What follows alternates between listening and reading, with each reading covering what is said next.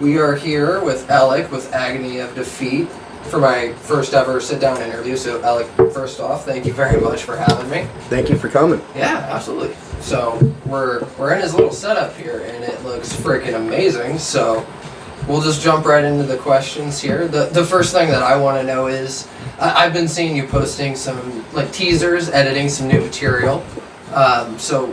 For Agony of Defeat, do you mind shedding some light on what these songs will be about and what they mean to you?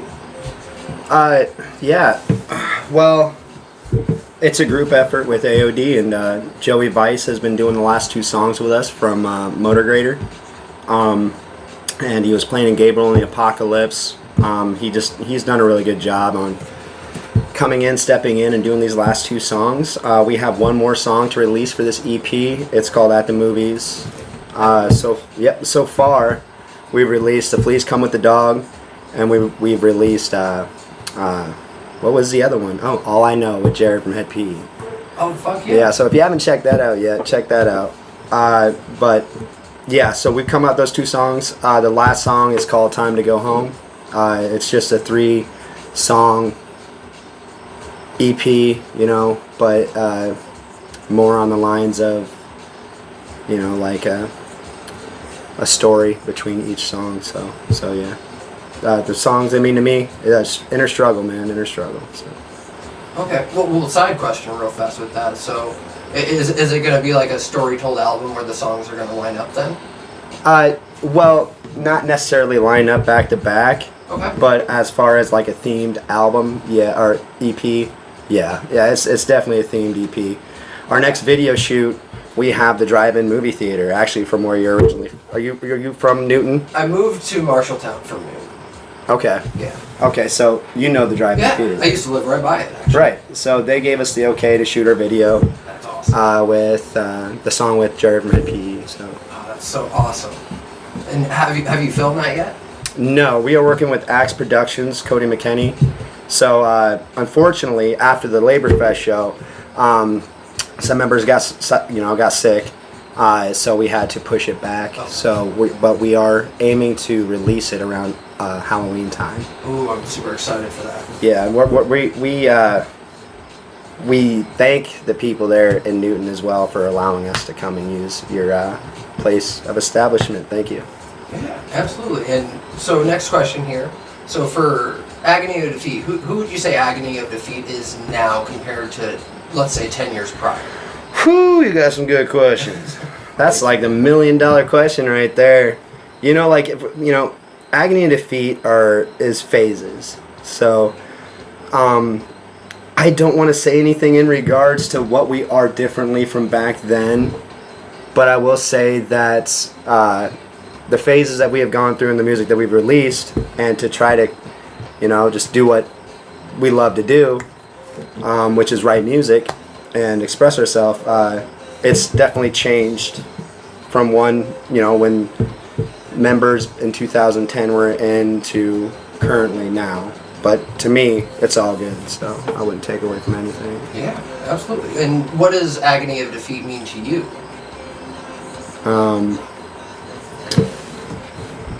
So AOD, okay, so this better not be tagged to Justin Hooper. I swear to God, if Justin hears about this, he's gonna give me shit. Okay. So Hooper is a big Tool fan, and so Agony of Defeat actually comes from not Tool, but A Perfect Circle. It's one of their songs, Judith. In the song, he says, "Never pray, never stray, never thought to question why. It's not like you killed someone." So when he's talking about that, he's talking also about what did karma do, or what did this person do to deserve what happened. So I actually got the name from that. Awesome. Okay. To me, I was like, that's a strong emotion, and to me that's agony of defeat. So. I like how you're abstracting meaning from something that you hold dearly, into another thing that you hold dearly, such as a band. So I think that's really interesting. Well, I think I believe all of us, like in the music scene, we've all got some pretty good names and the meanings behind them. So, yeah, I think the name is actually pretty cathartic for how we feel that we won't give up, and we will keep going. We'll keep throwing punches. So. Oh, fuck yeah. And what inspires you nowadays to make music? I just think of it as a channel, you know, just a means to express oneself in a positive way. I love playing music. I've loved being a fan of music more than playing. But yeah, I think the feeling of wanting to express myself probably is the reason. So growing up, I always heard people say like that music has healed them, helped them, and until becoming a musician, I didn't realize that it was on both sides. Like listening to music helps you, heals you, helps you get through whatever you're going through, and making music, it's a mirror of that as well, and I found that out personally. Would you say music has saved you on both sides of the ladder there? Oh yeah. Like Head PE said, like Jared said, if it wasn't for music, I'd probably be mopping up a jail cell, you know, all mad as hell. So like honestly, that's how I feel. I feel that if I didn't have this channel, this outlet to be able to write music and express myself, I probably would have been doing something, you know, a little bit less honest than this. So. Headphones on with the jail singing into the mop. Let's talk a little bit about Tom Rose. Currently, he's doing harsh vocals and plays the bass in Agony. How did your guys' relationship come to be, and what do you feel he brings into the band?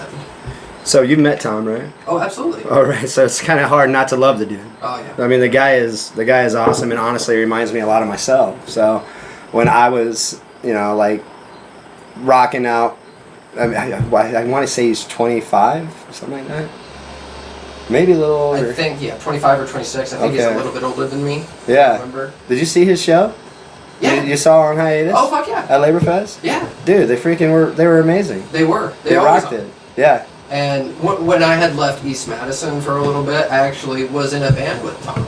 Awesome. Like a little side project that ended up, you know, he went his separate ways from, and then I ended up going my separate ways from, but he brought me into that.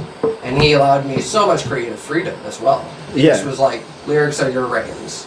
And he can write, he can sing. He can do all of it. But he gave me that opportunity. Yeah. So he's a very respectful guy as well, in my opinion. I agree. And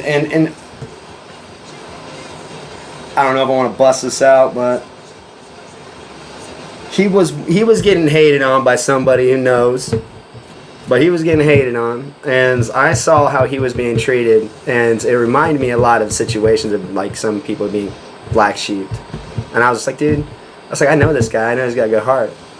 And then so like I was playing in a band, Switchblade Saturdays, and I saw him after the show, and I was like, man, I think that's the guy. So I reached out to him and asked him to join. One thing that upset me, like that I've seen personally with that, is at venues people will see an On Hiatus sticker and remove that shit.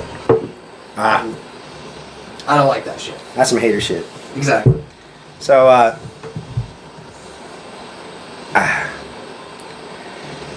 look, you cover more ground by not burning bridges. You know, that's just as simple as that. So show love no matter where you go. Yeah, I don't get that. I just don't get it. You know, like I've been through. I like, okay, so my brother and I are originally from Detroit, Michigan. Okay. And no, we didn't play in the scene over there. We came over here way earlier before that. But we were raised by Detroit musicians. My mom was a musician, and she taught me always to treat people like you want to be treated, and so that means, and as far as the scene, I remember going to band practices with her. So I just don't get the hate. It really bothers me with a lot of that stuff, you know. It really does, because I've seen all these bands play, and they're fucking good. Yeah. I hope I can swear, and if I can't swear, fuck it. But no, but they're good. They're good, and I enjoy watching them as a fan, you know, like as somebody being like, yeah. Watching growth of any band is something that I really personally love about it. Yeah. And everyone's got room to grow, and everyone's growing. I agree. Everyone's changing, and if you're not, I mean, it's never good to stay stagnant, but I personally feel that everyone's always changing because you don't have to stay the same. That's good. And I don't think anyone should expect you to. No. You got some good questions here, by the way. I'm like looking over these, and I'm just like, geez. I appreciate You put some time into this, man. I couldn't sleep one night, and I was like, fuck it.